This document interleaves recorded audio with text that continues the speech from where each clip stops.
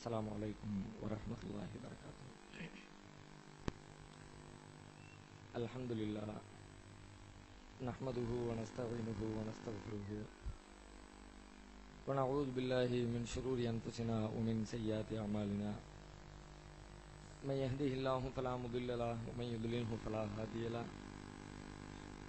व अशहदु अल्ला इलाहा इल्लल्लाहु वहदहु ला शरीक लहु व अशहदु अन्न मुहम्मदन अब्दुहु व रसूलुहु अम्मा बाद।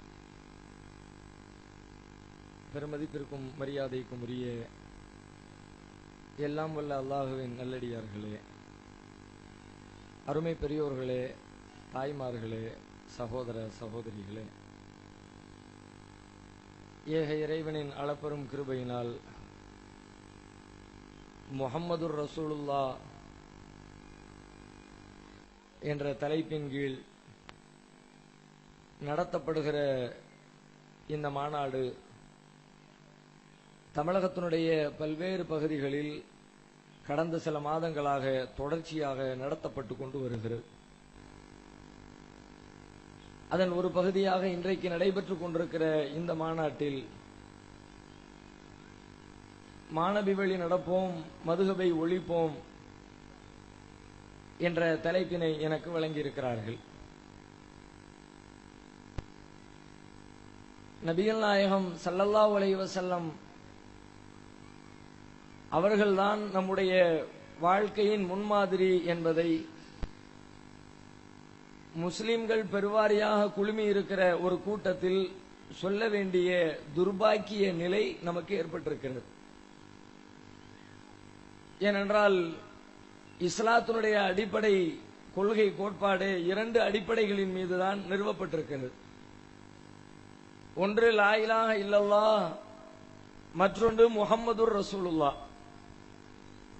வணக்கத்திற்குரியவன் அல்லாஹ்வை தவிர வேறு யாரும் இல்லை என்பதும், முஹம்மது ஸல்லல்லாஹு அலைஹி வஸல்லம் அவர்கள் அல்லாஹ்வின் தூதராக இருக்கிறார்கள் என்ற போதனையும் தான் இஸ்லாத்தினுடைய அடிப்படை கொள்கை கோட்பாடாக நமக்கு அமைத்து தரப்பட்டிருக்கிறது.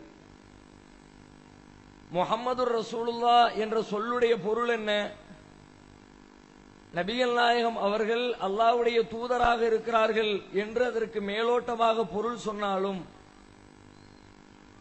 அந்த வார்த்தையினுடைய உண்மையான விளக்கம் என்ன என்று சிந்தித்தால், நம்முடைய வாழ்க்கையில் இஸ்லாம் என்ற பெயரால் நாம் கடைபிடிக்க வேண்டிய மார்க்க வரம்புகளை, வழிபாடுகளை, சட்டதிட்டங்களை கற்றுத்தருவதற்காக அனுப்பப்பட்டவர்கள் நபிகள் நாயகம் ஸல்லல்லாஹு அலைஹி வஸல்லம் அவர்கள்தான்.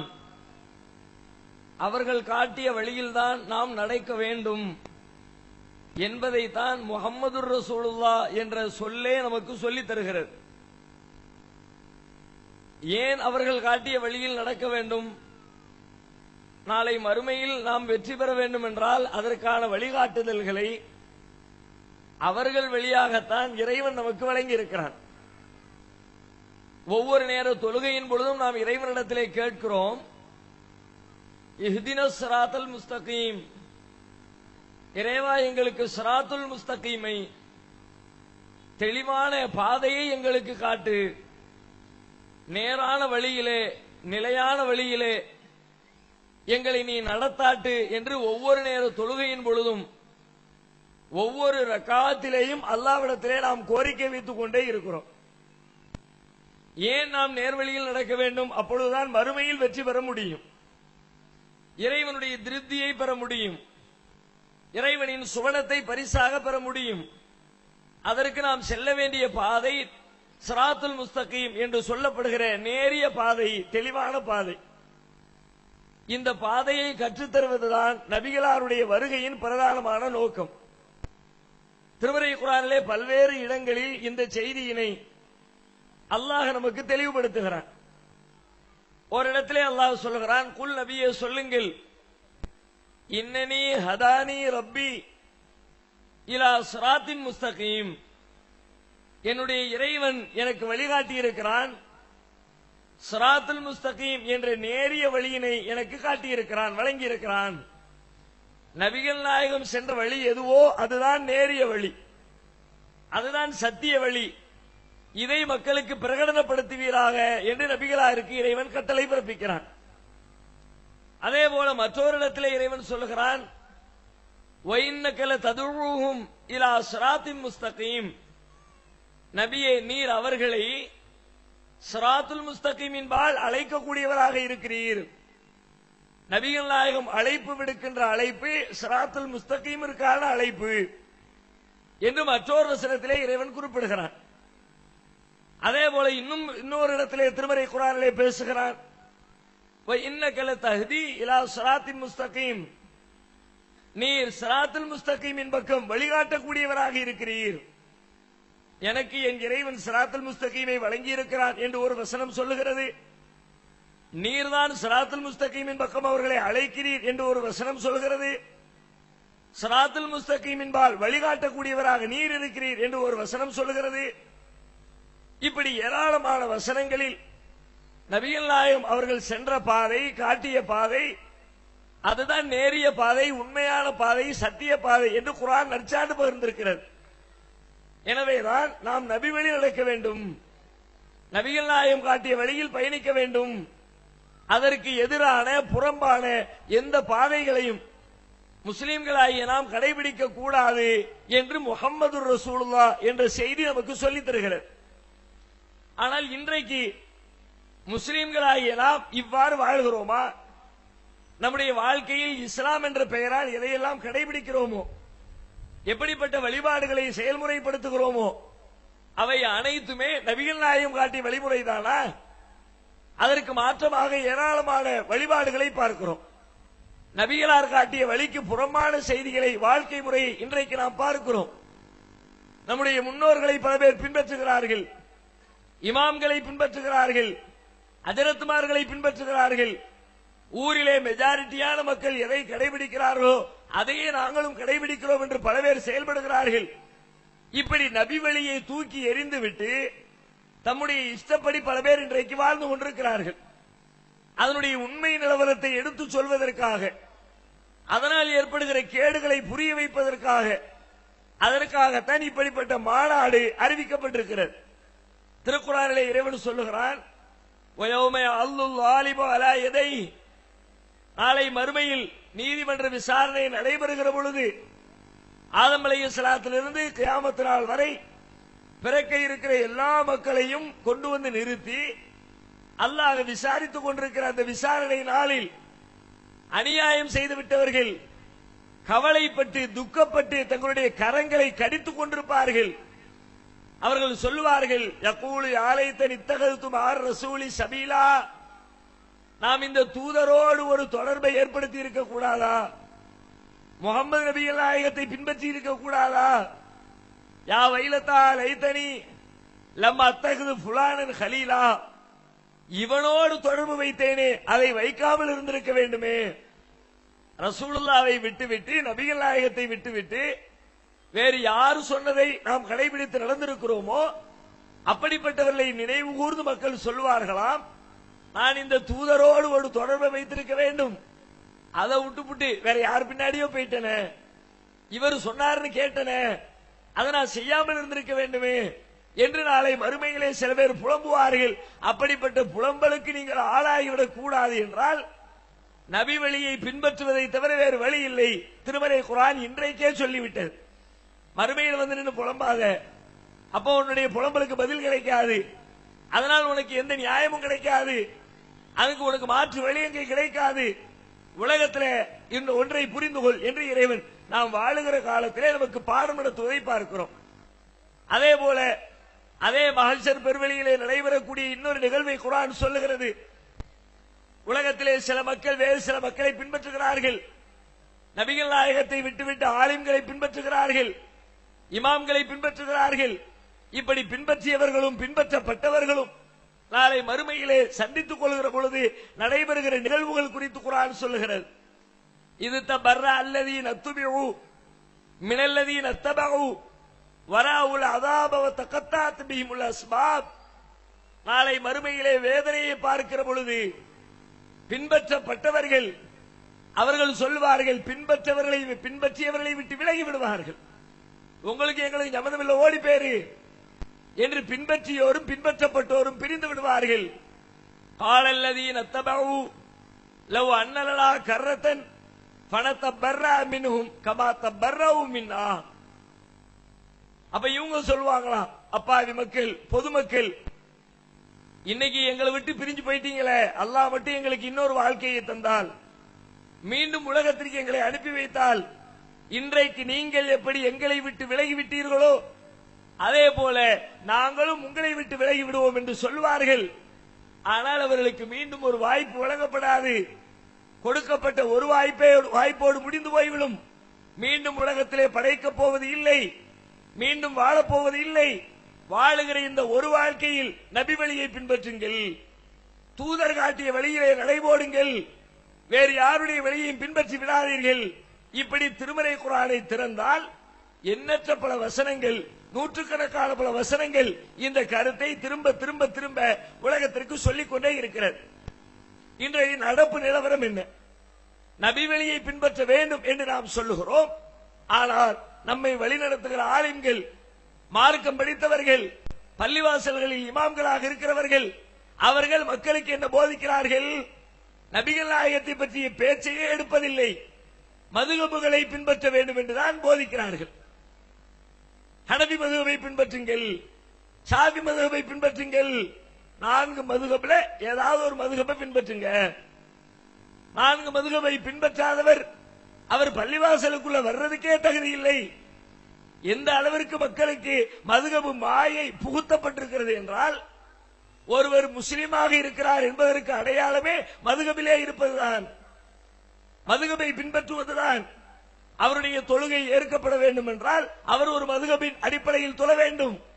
ஹனபி மதுஹப் அடிப்படையில் தொழணும், அல்லது ஷாஃபி மதுஹப் அடிப்படையில் தொழணும், அல்லது ஹம்பலி மதுஹப் அடிப்படையில் தொழணும், அல்லது மாலிகி மதுஹப் அடிப்படையில் தொழணும். ஏதாவது ஒரு மதுஹபை பின்பற்றி தொழு. அப்படி தொழுதால் உன் தொழுகை ஏற்கப்படும், இல்லை என்றால் உன்னுடைய தொழுகை நிராகரிக்கப்பட்டு விடும் என்கிற அளவிற்கு ஜும்மா மேடைகளில் நின்று கொண்டு மதுஹபை தூக்கி பிடிக்கிறார்கள், ஆதரிக்கிறார்கள், அதன் வழி நடக்க வேண்டும் என்று வலியுறுத்துகிறார்கள். இப்பொழுது நம்முடைய கேள்வி ஒன்றே ஒன்றுதான், மதுஹப் இஸ்லாத்தில் உள்ளதா? அல்லாஹ் காட்டியதா? அல்லாஹ்வுடைய தூதருடைய போதனையிலே அதற்கு இடம் இருக்கிறதா? ஒட்டுமொத்த உலகமும் ஏற்றுக்கொள்கிற இஸ்லாத்துடைய அடிப்படை எது? முஸ்லிம்கள் 1000 பிரிவுகளாக பிளவுபட்டு கிடக்கலாம், எத்தனை கூறுகளாக பிரிந்து கிடக்கலாம், ஆனால் அத்தனை பேரும் ஏற்றுக்கொள்கிற இஸ்லாத்துடைய அடிப்படை திருமறை குர்ஆன். அல்லாஹ் அல்லாஹ்விடமிருந்து நமக்கு அருளப்பட்ட வேதம், நம்முடைய வழிகாட்டி. இதுல எந்த முஸ்லிமுக்கும் மாற்று கருத்து இல்லை. அல்லாஹ்விடமிருந்து நமக்கு அருளப்பட்ட வேதத்திலே அல்லாஹ் நீங்கள் மதுஹபை பின்பற்றுங்கள் என்று சொல்லி இருக்கிறானா? இந்த ஒரே ஒரு கேள்வியை சிந்தித்து பார்க்கட்டும். நான் பொதுமக்களை பார்த்து கேட்கிறேன், ஆலிம்களை பார்த்து கேட்கிறேன், மதுஹபை தூக்கி பிடிக்கிற பள்ளிவாசல் நிர்வாகிகளை பார்த்து கேட்கிறேன். மதுஹப் இல்லை என்று சொன்னால் இஸ்லாமே இல்லை என்று நினைத்துக் கொண்டிருக்கிற மக்களை பார்த்து கேட்கிறேன். உங்களுக்கு வழிகாட்டுவதற்காக அல்லாஹ்விடமிருந்து அருளப்பட்ட திருமறை குர்ஆன் 114 அத்தியாயங்கள் இருக்கிறது. அல்ஹம்து சூராவிலிருந்து குல் அஊது பிரப்பின் நாஸ் வரைக்கும் இந்த 114 அத்தியாயத்தில் ஒரே ஒரு இடத்திலே மக்களே நீங்கள் மதுஹபை பின்பற்றுங்கள் என்று இறைவன் சொன்னாரா? எத்தனை கட்டளைகள் குர்ஆனிலே அருளப்பட்டிருக்கிறது? ஒன்றா இரண்டா? ஆயிரக்கணக்கான செய்திகளை குர்ஆன் பேசுகிறது. சமூக வாழ்க்கையை பேசுகிறது, குடும்ப வாழ்க்கையை பேசுகிறது, தொழுகையை பற்றி பேசுகிறது, நோன்பை பற்றி பேசுகிறது, அண்டை வீட்டாரை பற்றி பேசுகிறது, கடந்த கால வரலாற்றை பேசுகிறது, நபிமார்களை பற்றி பேசுகிறது, அயோக்கியர்களை பற்றி பேசுகிறது. இப்படி திருமறை குர்ஆன் பேசாத தொடாத எந்த செய்தியும் இல்லை. ஒரு வசனத்திற்குள்ளே 1000 கருத்துக்களை அல்லாஹ் உள்ளடக்கி வைத்திருக்கிறான்.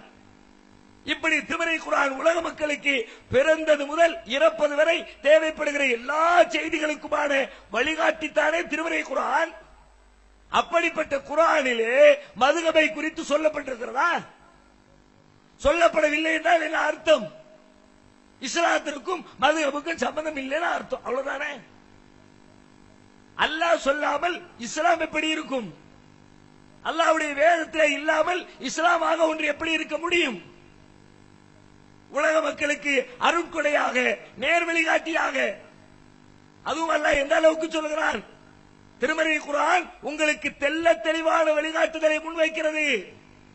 எல்லா விஷயங்களையும் தெளிவுபடுத்துகிறது, எதையும் விடல. வகுல்ல ஷைஇன் ஃபஸ்ஸல்னாஹு தஃஸீலா. இந்த திருமறை குர்ஆனிலே எல்லா விஷயங்களையும் நாம் தெளிவுபடுத்தி இருக்கிறோம். அல்லாஹ் தெளிவுபடுத்தாத ஒரு செய்தி குர்ஆனில் கிடையாது. ரமலான் மாதத்தை பற்றி சொல்லும் பொழுது கூட இறைவன் சொல்வார், ஷஹ்ரு ரமலான். ஒவ்வொரு ரமலான் மாதத்திலேயும் ஆலிம்கள் பயான் செய்வார்கள். அந்த வசனத்தை குறிப்பிடாமல் எந்த ஜும்மா எந்த பயானும் இருக்காது. நோன்பு மாசம் வந்துட்டாலே எல்லா பள்ளிவாசலையும் இந்த குர்ஆன் வசனம் பேசப்படும். ரமலானுடைய மாதம் எப்படிப்பட்ட மாதம்? அல்லதி உன்சில ஃபீஹில் குர்ஆன், அதில்தான் குர்ஆன் அருளப்பட்டது. ஹுதல் லின்னாஸ், மனிதர்களுக்கு நேர்வழி காட்டக்கூடிய குர்ஆன். வ பையினாத்தின் மினல் ஹுதா, நேர்வழியை தெள்ள தெளிவாக காட்டக்கூடிய குர்ஆன். வல் ஃபுர்கான், சத்தியத்தையும் அசத்தியத்தையும் பிரித்து காட்டக்கூடிய குர்ஆன். இவ்வளவு தெளிவான குர்ஆன், வழிகாட்டுகிற குர்ஆன். அப்படிப்பட்ட குர்ஆனிலே மதுஹபை குறித்து ஒரு செய்தி இல்லை. செய்தியை விடுங்க, மதுஹப் என்ற சொல்லாவது இருக்கிறதா? ஒரு பேச்சுக்கு வேற ஏதாவது செய்தியை சொல்வதற்கு மதுஹப் என்ற வார்த்தை பயன்படுத்தப்பட்டிருக்கிறதா? திருக்குர்ஆனிலே மதுஹப் என்ற சொல்லே கிடையாது. பிறகு எப்படி நீங்கள் அதை இஸ்லாத்திலே உள்ளது என்று சொல்லுகிறீர்கள்? வழிகேடு இல்லையா? இஸ்லாத்தை விட்டு அப்புறப்படுத்துகிற காரியம் இல்லையா? ஒவ்வொரு காலத்திலேயும் இறைவன் தூதர்களை அனுப்பி வைத்தான். ஆனால் அந்த தூதர்களுடைய மறைவிற்கு பிறகு தூதர்களின் பெயரை சொல்லியே இஸ்லாத்தில் இல்லாத பல செய்திகளை அந்தந்த காலத்து மக்கள் உருவாக்கினார்கள், வழிகேடுகளை உண்டாக்கினார்கள். அப்படித்தான் நபிகள் நாயகம் ஸல்லல்லாஹு அலைஹி வஸல்லம் அவர்களுடைய காலத்திற்கு பிறகு இந்த மதுஹப் என்ற வழிகேடு உருவாக்கப்பட்டிருக்கிறது. உதாரணத்துக்கு ஒன்றை சொல்கிறேன். நபி ஈசா அலைஹிஸ்ஸலாம், ஈசா நபி உலகத்திலே என்ன போதித்தார்கள்? அல்லாஹ்வை மட்டுமே வணங்குங்கள். யா கௌமி அபுதுல்லாஹ், என் சமுதாயமே அல்லாஹ்வை வணங்குங்கள். மாலக்கும் மின் இலாஹின் கைருஹு, அவனை தவிர உங்களுக்கு வேறு தெய்வம் இல்லை. ஈசா நபி இதைத்தானே சொன்னார்கள். உலகத்திலே வந்த எல்லா தூதரும் இதைத்தானே சொன்னார்கள். இதற்காகத்தானே மக்கள் மத்தியிலே சோதனைகளை அனுபவித்தார்கள். இந்த செய்திக்காகத்தானே சண்டையிட்டு கொல்லப்பட வருகிற நேரத்திலே அல்லாஹ்வால் உயர்த்தி கொள்ளப்பட்டார்கள். அப்படிப்பட்ட ஈசா அலைஹிஸ்ஸலாம் மரணித்த பிறகு இன்றைக்கு ஈசாவுடைய பெயரால் என்ன செய்கிறார்கள்? பின்னால் வந்தவர்களுடைய கருத்துக்களை ஈசா நபியுடைய பெயரால் சிதைத்து மாற்றி, இதைத்தான் ஈசா சொன்னார், இதைத்தான் இயேசு கிறிஸ்து சொன்னார் என்று மாற்றிவிட்டார்களே. ஒரு புதிய மதத்தை, ஒரு புதிய மார்க்கத்தை ஈசா நபியுடைய பெயரால் இன்றைக்கு எப்படி கிறிஸ்தவ சமுதாயம் பின்பற்றிக் கொண்டிருக்கிறதோ, அதுபோல இஸ்லாத்தின் பெயரால் இஸ்லாத்தில் இல்லாத ஒரு கொள்கையை முஸ்லிம்கள் இன்றைக்கு நாம் பின்பற்றிக் கொண்டிருக்கிறோம். அதற்கு ஒரே ஒரு சான்று, மதுஹப் என்பதற்கு குர்ஆனிலே ஆதாரம் இல்லை. சரி, திருமறை குர்ஆனிலே விடுங்கள். சில நேரங்களில் திருமறை குர்ஆனுக்கு விளக்கம் அளிக்கிற நபிகள் நாயகம் ஸல்லல்லாஹு அலைஹி வஸல்லம் அவர்கள் வேறு சில செய்திகளை கூடுதலாக கற்றுத் தந்திருப்பார்கள். ஒருவேளை திருக்குர்ஆனில் இடம்பெறாத செய்திகள் நபிகளாரின் வழியாக சொல்லப்பட்டிருக்கலாம் தானே. அப்படி நபிகள் நாயகம் அவர்களுடைய பொன்மொழிகள் புத்தகம் புத்தகமாக, வால்யூமாக பாதுகாக்கப்பட்டிருக்கிறது. ஆலிம்களிடத்தில் கேட்டால் பட்டியல் போடுவார்கள். அந்த புத்தகங்கள் பாதுகாக்கப்பட்ட வரலாற்றை பற்றி சிலாகித்து பேசுவார்கள். நபிமொழிகளை தொகுக்கிறவர்கள் எவ்வளவு சிரமப்பட்டார்கள், தொகுப்பதற்கு எப்படிப்பட்ட இலக்கணங்களை உருவாக்கினார்கள். இது நபிகள் நாயகம் சொன்னதா அல்லது அவர்கள் பெயரால் மற்றவர்களால் இட்டுக்கட்டப்பட்டதா என்பதை ஃபில்டர் செய்வதற்கு, சுத்திகரிப்பதற்கு எத்தனை வழிமுறைகளை கையாண்டு புத்தகங்களை தொகுத்திருக்கிறார்கள். புகாரி என்ற பெயரால் நபிமொழி கிரந்தம், முஸ்லிம் என்ற பெயரால், திருமிதி என்ற பெயரால், இப்னு மாஜா என்ற பெயரால், நசாயி என்ற பெயரால், அஹ்மது என்ற பெயரால், தாரகுத்னி என்ற பெயரால் எத்தனை நபிமொழி புத்தகங்கள் இன்றைக்கு பயன்பாட்டிலே இருக்கிறது. அத்தனை நபிமொழிகளிலேயும் ஏதாவது ஒரு நபிமொழியில், ஏதாவது ஒரு புத்தகத்தில், ஒவ்வொரு புத்தகத்திலேயும் ஆயிரக்கணக்கான ஹதீஸ்கள் இருக்கிறது. 7000 ஹதீஸ், 8000 ஹதீஸ், 10,000 ஹதீஸ், 20,000 ஹதீஸ் என்று நபிகளாருடைய பொன்மொழிகள் பல்லாயிரக்கணக்கிலே பதிவு செய்யப்பட்டிருக்கிறது. ஒரே ஒரு நபி மொழியில் நபிகள் நாயகம் ஸல்லல்லாஹு அலைஹி வஸல்லம் அவர்கள் மதுஹபை பின்பற்றுங்கள் என்று சொன்னதாக ஒரு செய்தி இருக்கிறதா? நபிகள் நாயகம் தானே தூதர். அனைத்து முஸ்லிம்களையும் பார்த்து கேட்கிறேன், உங்களுடைய இஸ்லாமிய திருக்கலிமா என்ன சொல்கிறது? முஹம்மதுர் ரசூலுல்லாஹ்.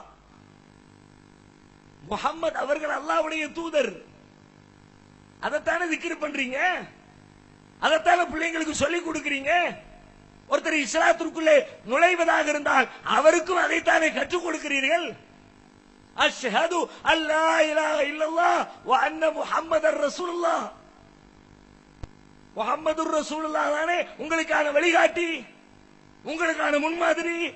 அந்த முஹம்மதுர் ரசூலுல்லாஹி ஸல்லல்லாஹு அலைஹி வஸல்லம் அவர்கள் என்றைக்காவது மக்களே ஹனபியை பின்பற்றுங்கள், மக்களே ஷாஃபியை பின்பற்றுங்கள், மக்களே ஹம்பலியை பின்பற்றுங்கள் ஒரே ஒரு தடவை சொன்னார்களா? நான் திரும்ப திரும்ப சொல்லி இருப்பாங்களா என்று கேட்கல. சில விஷயங்கள் அல்லாஹ் திரும்ப திரும்ப சொல்லுவான், சில விஷயங்களை ரசூலுல்லாஹ் திரும்ப திரும்ப சொல்லுவாங்க.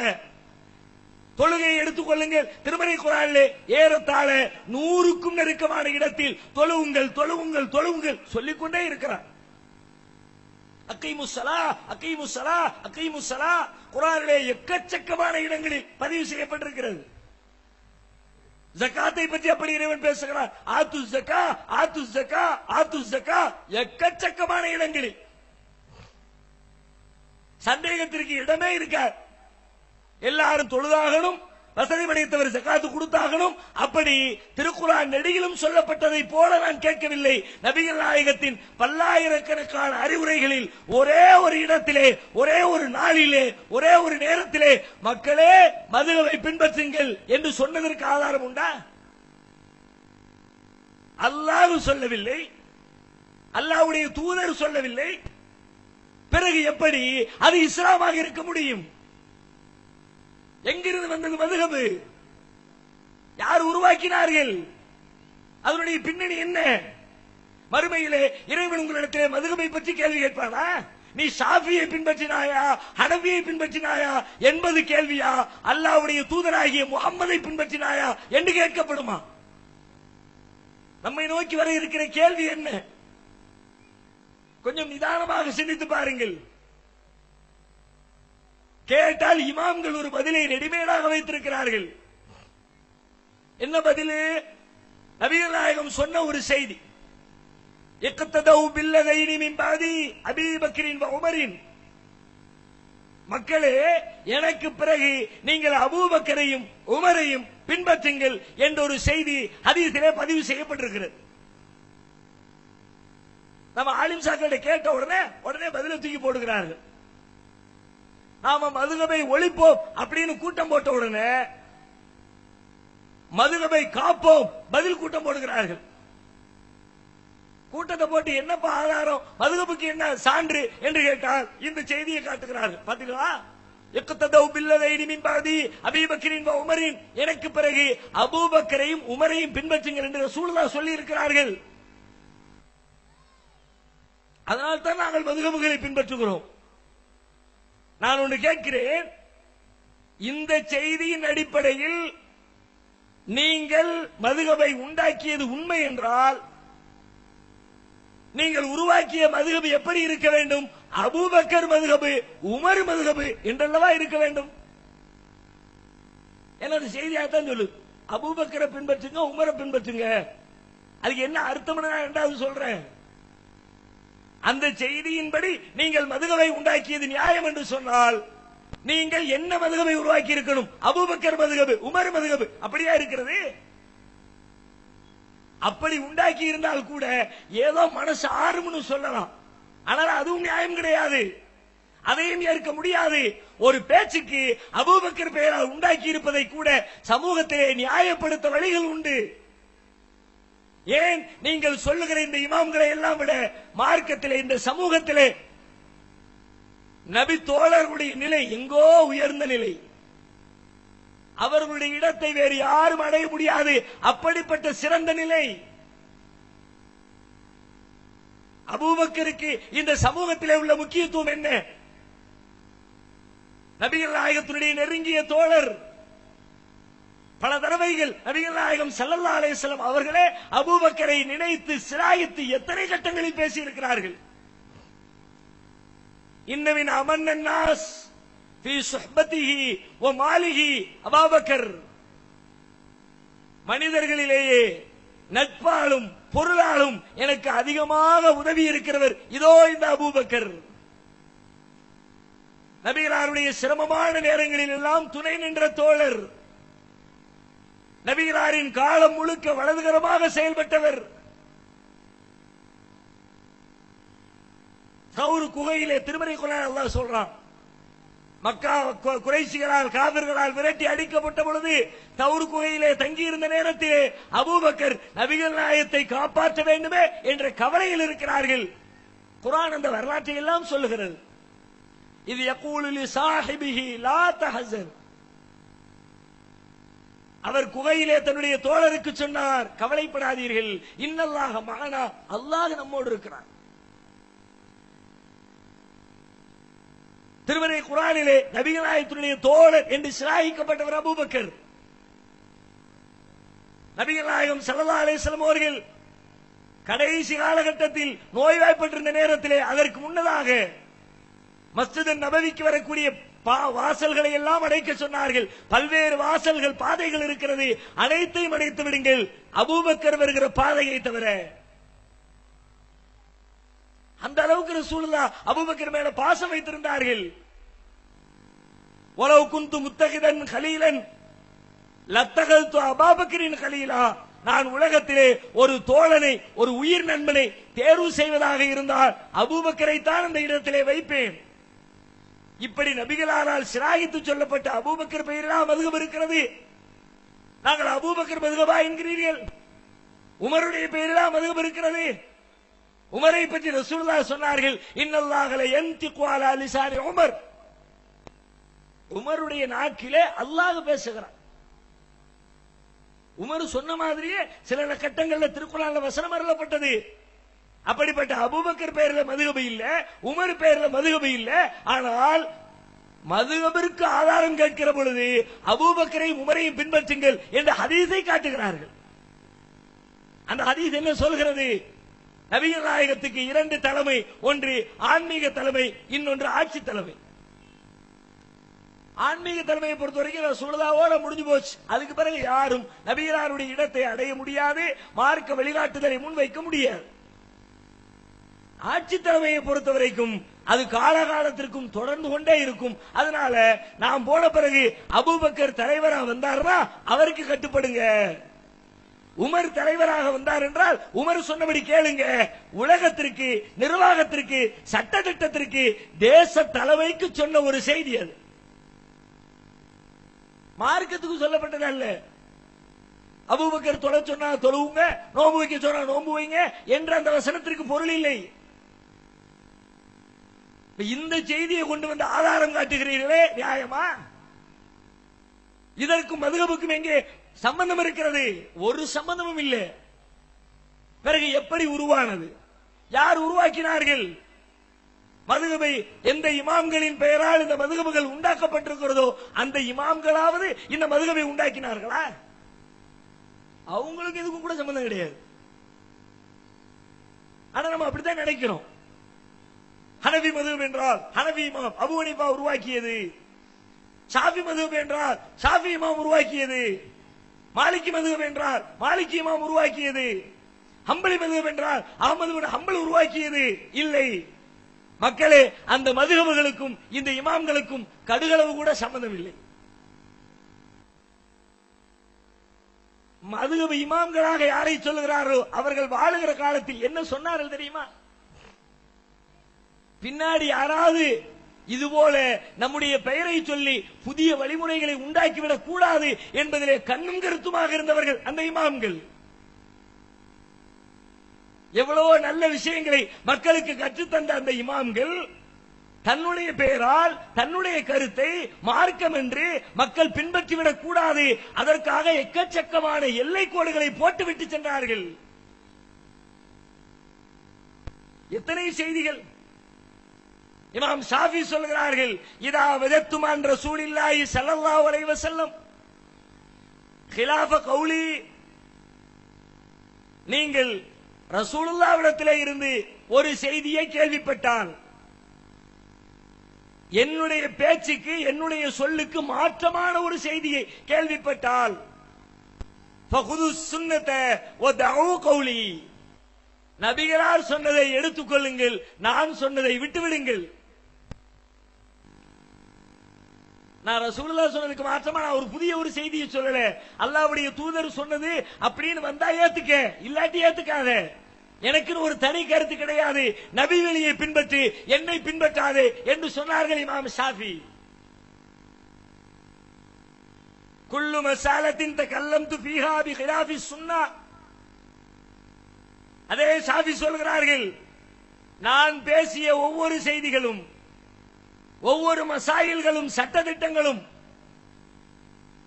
சுன்னத்திற்கு மாற்றமாக இருக்கும் என்றால், فأنا راجع عنها في حياتي وبعد مماتي, இப்பவே சொல்றேன் கேட்டுக்கீங்க, அந்த செய்திக்கும் எனக்கும் இப்பொழுதும் சம்பந்தம் இல்லை, என்னுடைய மரணத்திற்கு பிறகும் சம்பந்தம் இல்லை, நான் விலகிக் கொள்கிறேன்.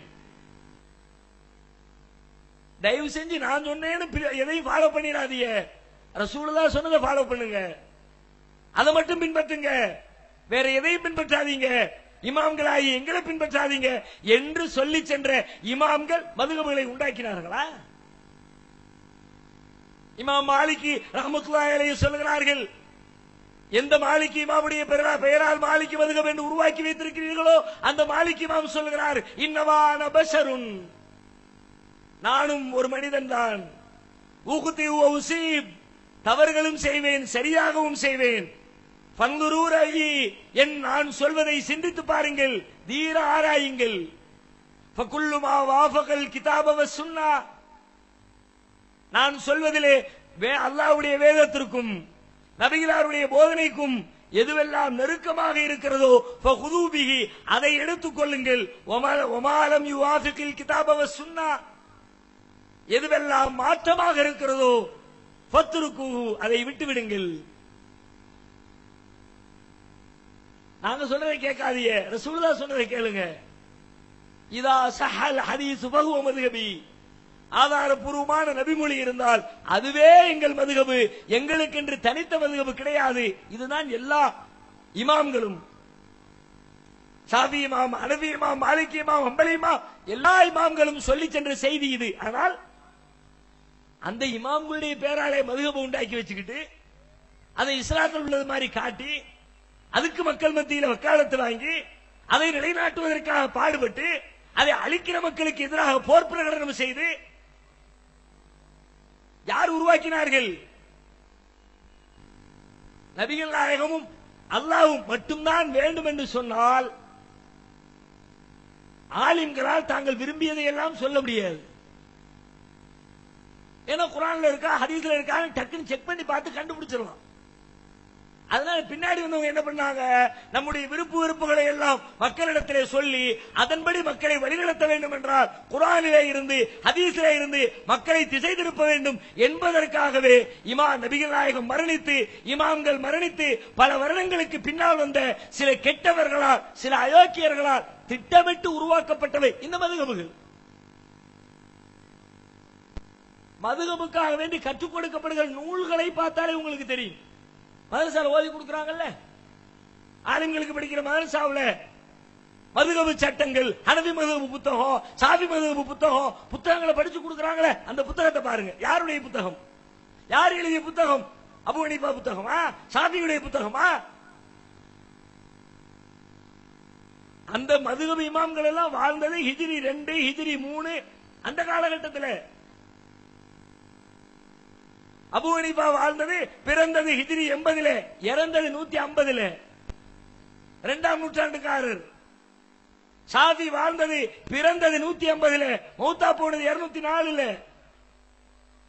மாலிகி இமாம் பிறந்தது 93, மௌத்தா போனது 179. அஹ்மதி இமாம் பிறந்தது 164, இறந்தது 241. எல்லாருமே 2ஆம் நூற்றாண்டு 3ஆம் நூற்றாண்டை சேர்ந்தவர்கள். ஹிஜ்ரி 2, ஹிஜ்ரி 3. ஆனால் மதுஹபின் பெயரால் உருவாக்கப்பட்டிருக்கிற நூல்களுடைய காலம் என்ன?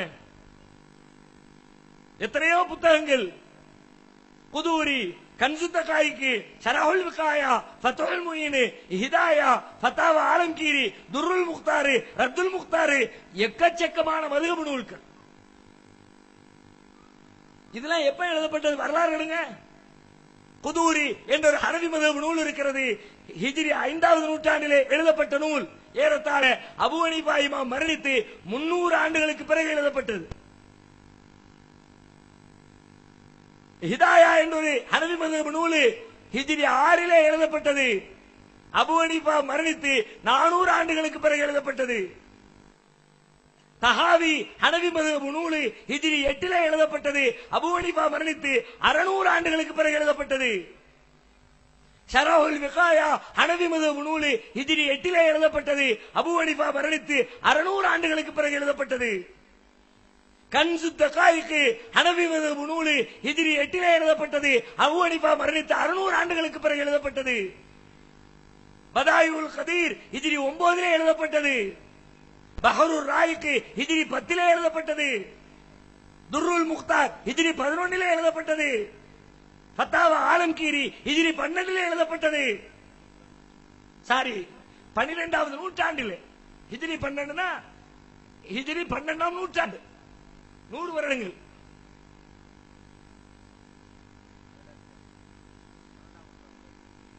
ஹிஜ்ரி 4ஆம் நூற்றாண்டு, 5ஆம் நூற்றாண்டு, 6ஆம் நூற்றாண்டு, 7ஆம் நூற்றாண்டு, 8ஆம் நூற்றாண்டு, 10ஆம் நூற்றாண்டு, 11ஆம் நூற்றாண்டு, 12ஆம் நூற்றாண்டு. மதுஹப் இமாம்கள் மரணித்து 500 ஆண்டு, 600 ஆண்டு, 700 ஆண்டு, 800 ஆண்டு, 1000 ஆண்டு, 1200 ஆண்டுகளுக்கு பிறகு எழுதப்பட்டது. எப்படி அந்த இமாம்களுக்கு சொந்தமானதாக இருக்கும்? நம்ம அதைத்தானே ஃபாலோ பண்றோம். கேட்டீர்களா? என்றைக்காவது இந்த வக்காலத்து வாங்குகிற ஆளுங்களிடத்தில் கேட்டீர்களா? கோபம் கொப்பளிக்கிறது. மதுஹபை ஒழிப்போம் என்று சொன்ன உடனே ஆலிம் சாக்களால தாங்க முடியல. ஆகா, அடிவடியில கை வைக்கிறானுல. இதுவரைக்கும் என்னெல்லாமோ சொன்னாங்க. தொப்பியை பத்தி பேசினா, தராவிக பத்தி பேசினா, நெஞ்சில கை கட்டுறத பேசினா, விரலாட்டுறத பத்தி பேசினா, தாடி வைக்கிறத பத்தி பேசினா.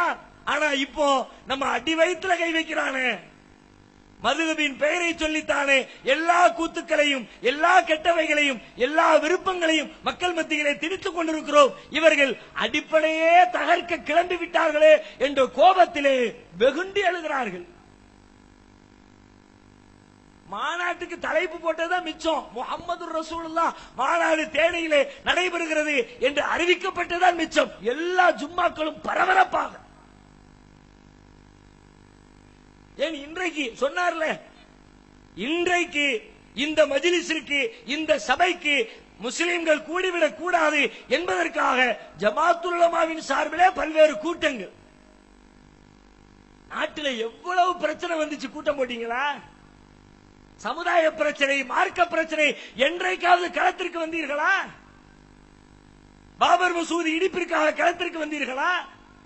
வரதட்சணை ஒழிப்பிற்காக களத்திற்கு வந்தீர்களா? பசுமாட்டு பிரச்சனைக்காக களத்திற்கு வந்தீர்களா?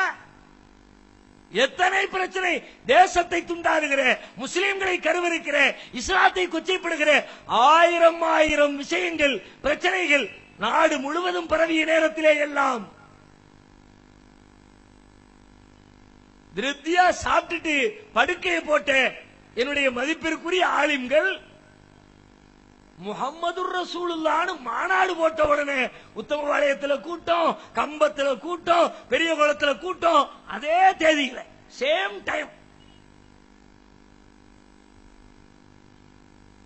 கணக்கெடுப்பு நடத்துறாங்களாம் சின்னமனூர்ல. காலையில சாயங்காலம் வண்டியில மக்கள் ஏறுகிற பொழுது யாரெல்லாம் கூட்டத்திற்கு போகிற எடுத்து என்ன செய்வீங்க நான் கேட்கிறேன். இதுவரைக்கும் கணக்கெடுத்தவர்கள் என்ன செய்தார்கள்? ஒன்று புரியவில்லை. ஆச்சரியமாக இருக்கிறது. நாம் ஏதோ இன்றைக்குத்தான் புதிதாக களத்திற்கு வந்தவர்களை போல, 2017ஆம் ஆண்டு புதிதாக உதித்த அமைப்பை போல வந்து உட்கார்ந்து கணக்கெடுப்பு நடத்துறீங்களே.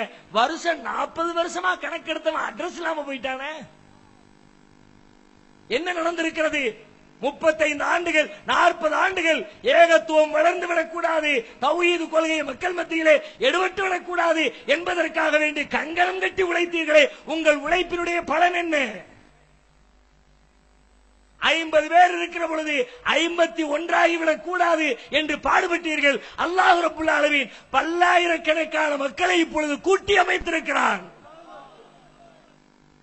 30 ஆண்டுகளுக்கு முன்னால் மாநிலம் தழுவிய மாநாட்டிலே கூடாத கூட்டம் தற்பொழுது தேனி என்ற ஒற்றை மாவட்டத்திலே அல்லாஹ் கூட்டி இருக்கிறான். ஆரம்ப காலத்தில் உழைத்தவர்கள் எல்லாம் இந்த கூட்டத்தை பார்த்துவிட்டு கண்ணீர் வடிக்கிறார்கள். சுப்ஹானல்லாஹ், அல்லாஹ் தூயவன், அல்ஹம்துலில்லாஹ், எல்லா புகழும் அல்லாஹ்வுக்கே. இந்த வளர்ச்சியிலே, இந்த பின்னணியிலே, இந்த முன்னேற்றத்திலே இந்த ஜமாத்தோ, இந்த மனிதர்களோ, இவர்களின் உழைப்போ, இவர்களின் சிந்தனையோ, இவர்களின் பேச்சோ எதுவுமே பின்னணி இல்லை. படைத்த ரப்புல் ஆலமீனுடைய கிருபை மட்டுமே இதன் பின்னணி. வேற யாரும் கொண்டாட முடியாது. மனுஷ உழைப்பு இப்படியா இருக்கும். மனுஷ உழைப்புக்கு ஒரு எல்லை உண்டு. மனிதன் உழைத்தால் இத்தனை ஆண்டுகளில் இப்படிப்பட்ட மாற்றத்தை பார்க்க இயலாது. இது படைத்தவனின் மார்க்கம், அவன் வளர்க்கிறான். நபிகளாரை பார்த்து இறைவன் சொல்வானே, ஒமா ரமைத்த இது ரமைத்த வலாக்கின் அல்லாஹ் ரமா. நபியே, நீர் எரிந்த பொழுது நீர் எரியவில்லை, அல்லாஹ்வே எரிந்தான். அப்படின்னா என்ன அர்த்தம்? நீங்க எரிஞ்சா எரியிற மணல் ஒரு 10 அடி தூரத்தில் போய் விழும். ஆனா இது பல 1000 அடி தூரத்திற்கு விழுந்திருக்கிறது என்றால் எரிந்த நபர் வேண்டுமானால் நீராக இருக்கலாம், ஆனால் உண்மையில் அதனுடைய விளைவை உண்டாக்கியவன் அல்லாஹ். அதுபோலத்தான் இந்த ஜமாத்து உழைத்தவர்கள் வேண்டுமானால் நாங்களாக இருக்கலாம், எங்களின் முன்னோடிகளாக இருக்கலாம், ஜமாத்தை உண்டாக்கியவர்களாக இருக்கலாம்.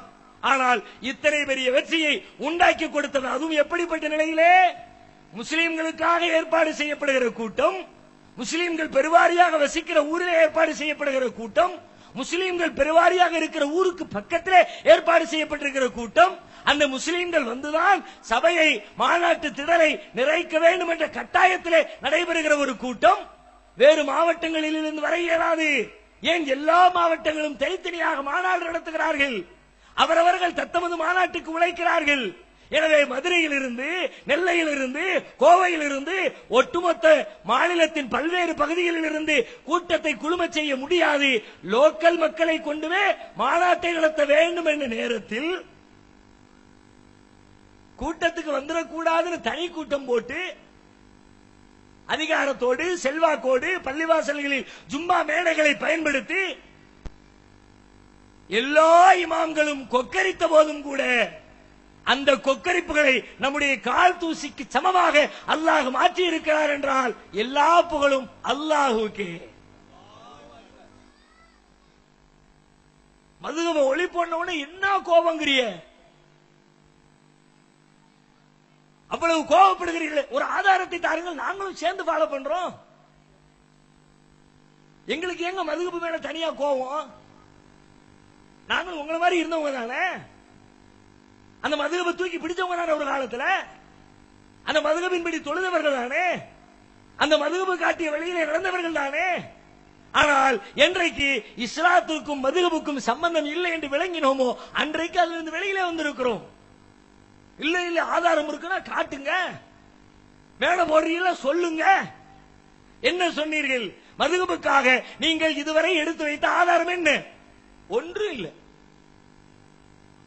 மதுகபு இருந்தா சேஃப்டி, என்ன வேணாலும் சொல்லலாம், சம்பாதிக்கிறதுக்கு புதுசு புதுசா விட்டு அடிக்கலாம்.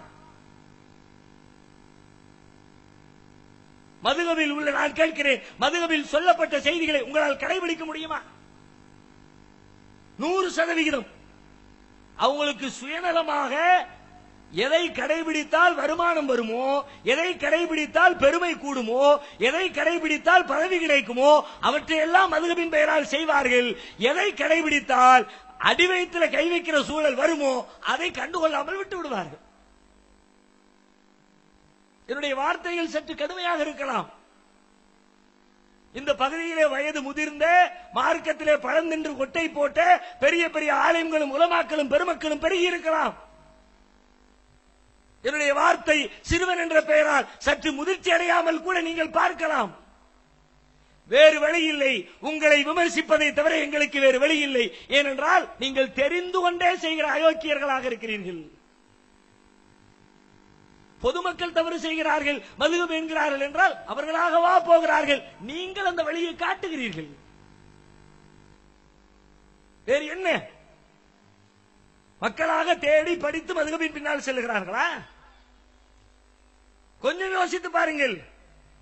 மதுகபிலே சொல்லப்பட்டிருக்கிற செய்திகளை நான் கேட்கிறேன். அதை உங்களால் தமிழிலே மக்களுக்கு மொழிபெயர்த்து கொடுக்கிற தைரியம் இருக்கிறதா? நாங்கள் எதை மக்கள் பின்பற்ற வேண்டும் என்று விரும்புகிறோமோ அதை மக்களுக்கு நாங்கள் மொழிபெயர்த்து கொடுக்கிறோம். நீங்கள் மக்கள் எதை பின்பற்ற வேண்டும் என்று விரும்புகிறார்களோ அதை உங்களால் மொழிபெயர்த்து கொடுக்க இயலுமா? இது தேனி மாநாட்டிலே தௌஹீத் ஜமாத்து, சுன்னத் ஜமாத்து ஆலிம்களுக்கு, ஜமாத்துல் உலமாவுக்கு விடுக்கின்ற அறைகூவல். தைரியம் இருந்தால் எதிர்கொள்ளட்டும். நாங்கள் எல்லா மதுஹப் நூல்களையும் இதோ தமிழிலே மொழிபெயர்த்து கொடுக்க போகிறோம், சொல்லுங்கள் பார்க்கலாம். இப்ப பதிலையும் சேர்த்து சொல்றோம், கண்டிப்பாக முன்வர மாட்டார்கள். ஏன் அவ்வளவு வண்டவாளம்? வெளியில தமிழ்ல வந்துருச்சு, வீட்டில் இருக்கிற பொம்பளை எல்லாம் விளக்கு மாத்த தூக்கிட்டு ஆலிம் சவுட்டு வாசலுக்கு வந்துருவாங்க. அவ்வளவு கன்றாவி. ஆயிரக்கணக்கான பெண்கள் இருக்கிற சபையில இப்ப நான் அதை சொல்லலாம் முடியாது. சொன்ன கடைசியில் என்ன திட்டிக்க, ஏன் இந்த அசிங்க அசிங்கமா பேசுறாங்க, என்னமோ நானா பேசுற மாதிரி. ஏன் பேச்சு கிடையாது. மதுகபில் உள்ளதை எடுத்து சொன்னா சரி சரி, அந்த கன்றாவியை போட்டு எதுக்கு இத்தனை ஆயிரம் பேரை கூட்டி வச்சுக்கிட்டு அசிங்கம் இல்லையா என்று நீங்கள் பேசுவீர்கள். அவ்வளவு அசிங்கம். இஸ்லாத்தை பேசுவதிலே என்றைக்காவது அசிங்கம் ஏற்பட்டிருக்கிறதா? பிரச்சனைகளுக்கு தீர்வு என்று 1.5 மணி நேரம் உரை நிகழ்த்தப்பட்டது.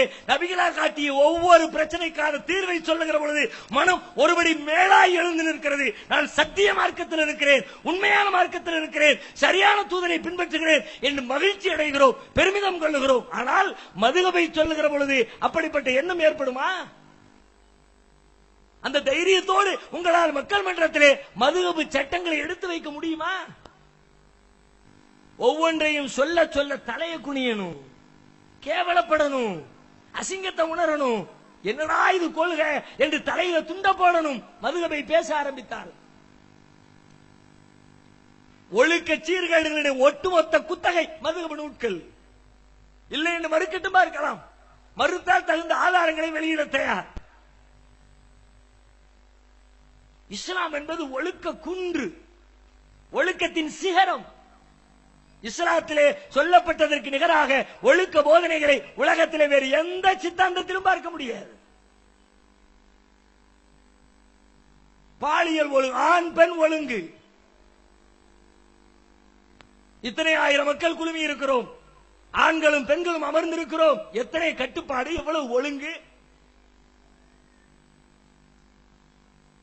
இஸ்லாம் காட்டி தந்ததன் வெளிப்பாடு இது. இல்லைன்னு மறுக்க முடியுமா? இல்லை என்றால் இத்தனை ஆயிரம் மக்கள் கூடியிருக்கிற இது போன்ற ஒரு மாநாட்டை மற்றவர்களால் நடத்துகிற பொழுது